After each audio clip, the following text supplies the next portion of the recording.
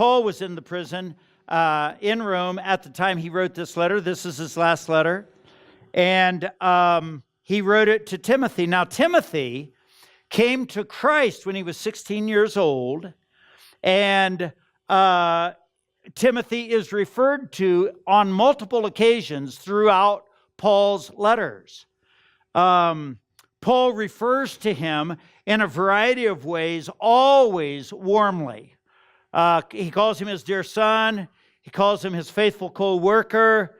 He refers to him always in a very affectionate, endearing way. And you're going to see that in this chapter. Paul really loves Timothy, and so Timothy came to Christ with some of his family members when he was 16, and they think this letter was written about 14 years after that encounter. So at the time of this writing, Paul is an older man, and Timothy's probably 30 years old or something like that. And I can verify that as you get into my age group, I meet a 30-year-old grown man with a family, and everything's wonderful in their life, and I'll see him as a young man, as a young Timothy. And that's the way this works. And so here, Paul probably knew he was going to be killed soon, which he was.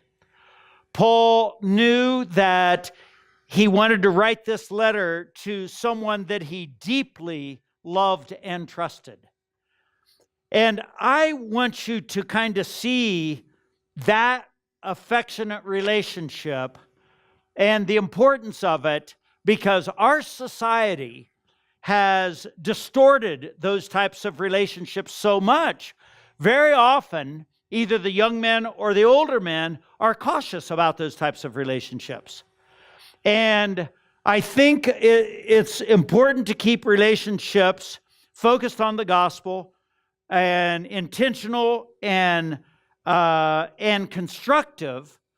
And I think it's important for you older guys to essentially have apprentices in life.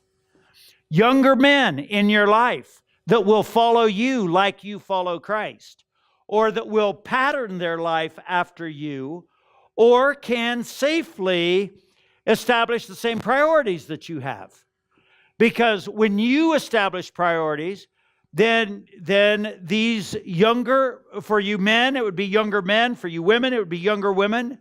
Then they learn from that, and they can pick up on those priorities. And I know we're living in a culture where the older guys and the older gals are kind of afraid of that. But I can tell you, many of the divorces occur in our generation because the older women are not teaching the younger women how to love their husbands like they could. But you women that have learned how to love, I tell you, it's a learned skill to love these guys. And that's why the Bible encourages the older women to teach the younger women how to love their husbands. And there are some women that go all the way through life and they never figure out how to love their husbands.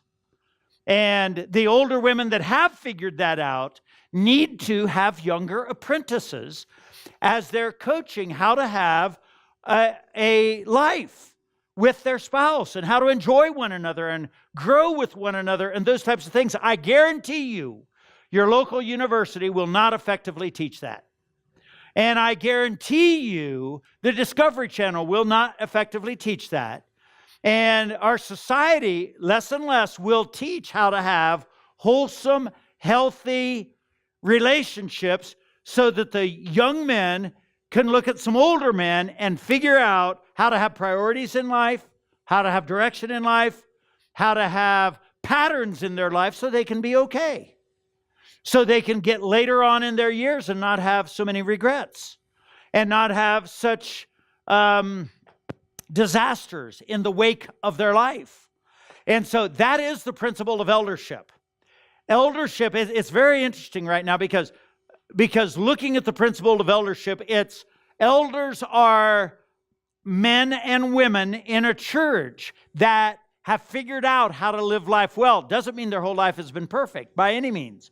It means they figured out how to live life well, and in their lives become a pattern for the church. Okay? The same way with families. The older people, I grew up near an Amish community, and The Royers were the major family there, and in their central farmhouse, there were typically 4 generations. There were some kids around, then some young moms and dads around, grandparents around, great-grandparents around, and they would farm together, they'd work together, they'd have their meals together, and those young men and women had opportunities to learn about life and godliness that many in today's culture don't get. And so they didn't deal with many of the things that we deal with on a regular basis. And so no matter what your age is, there are always younger people that you can model life for. And so don't despise the fact if you're a young man or a young woman in this room today, you can model life and you can learn life and you can become more effective at life.